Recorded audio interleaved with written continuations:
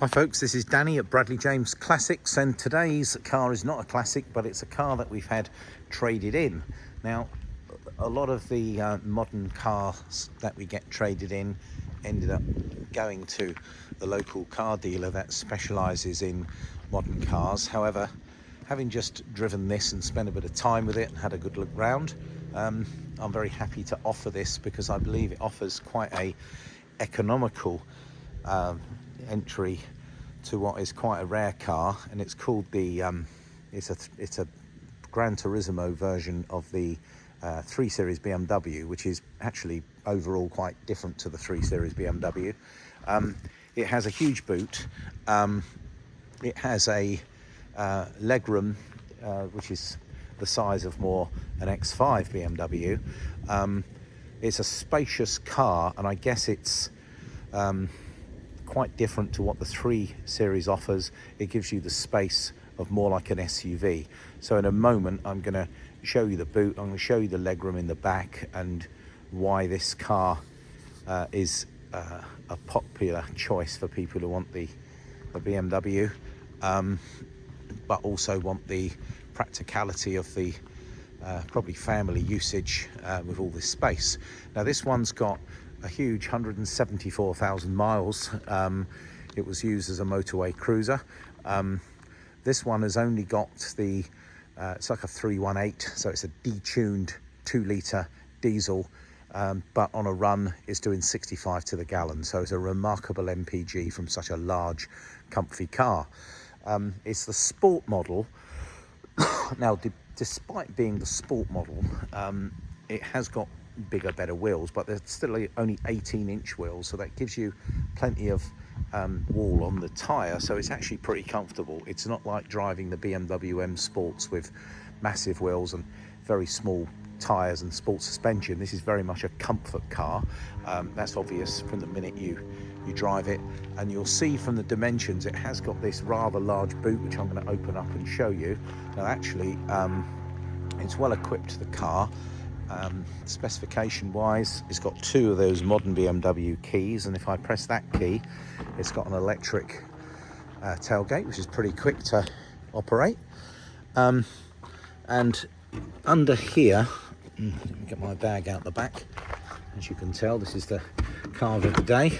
It's got quite a large space under here. Just be aware that you do need to have this compressor because there's no spare wheel, but under this gap here it does take both parts of this removable cover and this one here, so these both come out. You can see they move, they can slot under there. You then can fold these seats back and then you get a huge 1600 litres of space, which is massive, and you can see just how big the boot is, how deep it is. So this really is a family mobile, and you also press that button and that's the boot down again. This car's literally just come in like this. I've had a look through the check control. I've just got okay for brake fluid, servicing issues. None of them are mentioned, so it doesn't need anything. We will put a year's MOT on it. It does have a short MOT, and it's just at this price point, because of the mileage, it makes it very affordable, but it actually drives really well. Now I'm going to walk around the car to show you any imperfections. So let's start with this front driver's side wing. That looks pretty good, as does the driver's side door. There's a few little marks here on this back door, possibly could polish out. This car hasn't been polished, it's literally as it's come in. This rear wing is good. This rear bumper, I've got a little bit of lacquer peel next to this parking sensor. Obviously there's parking sensors. The back bumper otherwise looks good, as does this boot lid. No scuffs on this rear corner, which is quite nice. Rear wing looks good. The passenger side rear door looks to be in good order, as does the driver's door. If I get in close, there's a little parking dink there. Little marks on the mirrors, not much. And this front wing appears to look in pretty good order. I've got a very tiniest little dings here, tiny little dent, probably from a stone chip.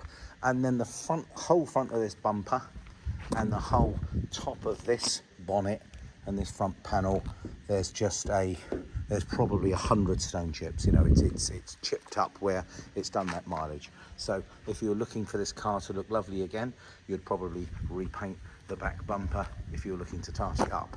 But I want to remind you, at this price point, 174,000 miles, I think you'd probably live with it as your motorway cruiser.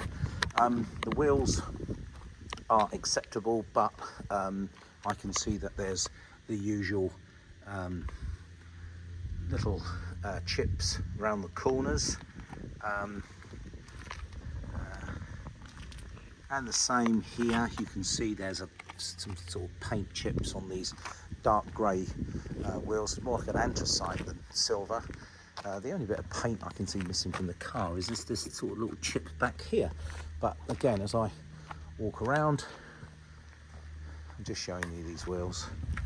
These badges in the middle are a little faded. I know you can buy these quite inexpensively. These rear discs look to be fairly good front and back, so I'm assuming it's had recent brakes all round, because the front discs look quite good. Same thing, these wheels are a little chipped. So again, if you're looking to return this car to looking lovely, this is the worst, and it's always the worst, is the near side front wheel. So we've got some chips on all four. But again, as I step back and then walk around the car again, it doesn't seem to look so bad. So we've had a slow look around the car. Again, this chips on here are quite severe. There's lots of chips. You'd have to paint it to get rid of them. And again, a very shallow dent, if you can see that, that's from a stone chip. Same here. So yeah, it shows its age when it comes to the front end of the car. Now, we've had a look in the boot. Let me show you what I mean by legroom. So it's a huge legroom. So this legroom is the equivalent of a BMW X5. I've just read that online, so it must be true. There looks to be ISOFIX fixings for those who want to put baby seats in. There's a cloth trim, but it's the sport model, so it's got this red stitching, and can you see the red bits on the doors look quite nice. You've got a little cup holder there for those who want to have a cup of coffee in the back when they're going. Loads of legroom. Door trims are very nice. It's piano black with this red flash through it. I guess there's an LED light under there as well. And you notice that there's no frame around the tops of the doors. That's quite a nice feature. And that's the same with the front windows as well. Let's just hop in. Now, for starters, because it is the sport model, you've got these more like the M-Tech seats. Now, despite the 174,000 miles, this seat, albeit worn, it's not worn through. You've got the adjustable leg support there, and they are rather nice and sporty, the seats. Let's sit behind the wheel and have a look in the interior. The first thing I notice is that, again, being the sport model, you've got that nicely shaped sporty steering wheel with the usual steering wheel controls. It's a manual car, if I haven't mentioned it already, where for me it makes a big difference, and it certainly makes a big difference on fuel economy. 6-speed gearbox. The car drives really well, actually. The air conditioning is ice cold. It does have built into it. Let's see if I can just put my foot on the clutch and then press this button. And there she goes. So let's turn the radio down. Nice specification. Shut the door. So we can see air conditioning. I can assure you it's ice cold in here. You get a little cubby hole, more cup holders, and ashtray and a cigarette lighter socket there, so you can plug something in. Now this one's got full navigation. If I just were to go to menu, you can see what it's got here. Let's turn that fan down a bit. That's probably quite noisy in the video. In fact, let's turn it right off. Yeah, so as you can see, it has the so for example, navigation, and that's where we are at the moment, and listening to radio too. And you can do various things here. Piano black finish through the middle, quite nice all through the center console. And that's where you can plug in your phone, USB port, etc.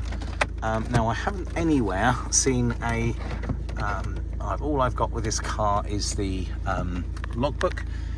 Here's the locking wheel nut, which is all important, and that sits in a little net which lives there for future reference. I don't appear to have any other paperwork with the car other than the logbook.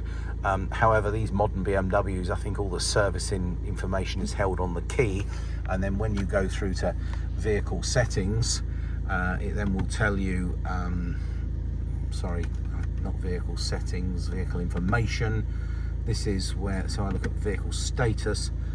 This is now it's saying it needs a service, so that will be based on a countdown timer. But if I do look at things like oil level, etc., check control, it's had a failed dipper beam. What I am looking for actually is just the information here. So brake fluid okay, engine oil okay, vehicle check okay, front and back discs are all okay. So this, as I say, is, my word, it's even got half a tank of diesel at the moment, so be quick, that doesn't often happen. So I've got this little indicator up here, and that's due to saying it's going to require a service, and there's 174,000 miles, but she's running ever so nicely. I mean, the engine's running away very nicely already. It's very pleasant interior. In fact, it's very hard to believe this car's travelled 174,000 miles from the inside. Actually, this usually I'm just looking at some just minor chips. Can you see that in the windscreen? Nothing major, nothing that's going to stop it failing an MOT. It's actually really big inside. It's a nice spacious family car. Well, and the great thing about this particular engine, for those in the know regarding BMWs, this version of the 2-litre turbo diesel BMW engine, this is the one that doesn't have the wretched swirl flap, so it won't have the issue that can sometimes be caused by them jamming up. This is probably the one to have in regards to the more straightforward diesel. Reliability are greater on these, and these aren't the problem ones. They're a chain driven engine, so you're not going to be worrying about changing cam belts and water pumps for £1,000. This car is just doesn't have that setup. And I'm going to have one final walk around the car, so hopefully you've had the chance to have a good look around the car with me. It's in stock, it's a trade-in car, it's exceptionally good value for money, because this is a late 2013 car. They're very sort of sought after. I mean, the gentleman who bought the car told me that trying to track this one down to find an affordable one was a challenge, so it's come in as a part exchange with me today. I was happy to have it in. As I say, rather than trade it on, we've decided to offer it because we know it's a good car. We've had the chance to stick it on the ramp, check it all over. Good brake, steering, suspension. Certainly goes very nicely. And a car that's capable of doing 65 miles to the gallon in this day and age is going to be very nice. Remarkably, it's just £35 a year to tax this car due to the low emissions. So it's a really good contender. Well, thank you for watching the video. I'm going to take a couple of static photos. This car's going to be advertised. Please get in touch with the usual channels. We could potentially take another part exchange in, albeit that this is itself a part exchange.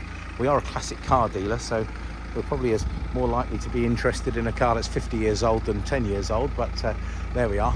Thank you for watching the video today, and all the best. Look forward to hearing from you soon. Take care.